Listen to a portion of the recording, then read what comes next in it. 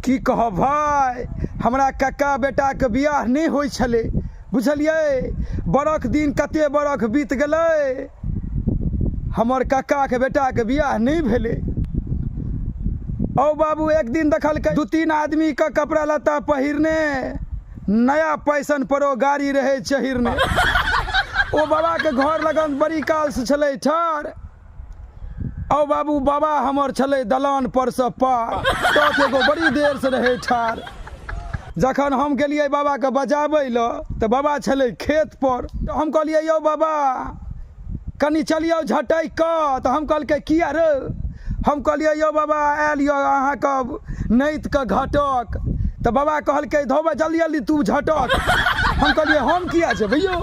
तो कहलकै हरो तू करिहे व्यवस्था, आब देखे नहीं छी केहन यो हमर अवस्था, जो कनी कह दिहे घटक सबके बढ़िया से व्यवस्था। तामे हम आबै छियै। हम कहलिए बाबा एना भए नहीं सके, दुनू गोटा चलू एक संगे। बाबा और हम जहन एलिए घर पर, तामे तो भर गेलै समाज। ई थोड़े ने कियो बुझलकै जे बाबा खेत पर करे चले काज। बाबा कहै छै कि हरो हम केना जेबो अंगना, हमरा तो होइया लाज। देखे नहीं छी खेत से एलहुँ हँ, की कहते खेते पर करे छियै काज।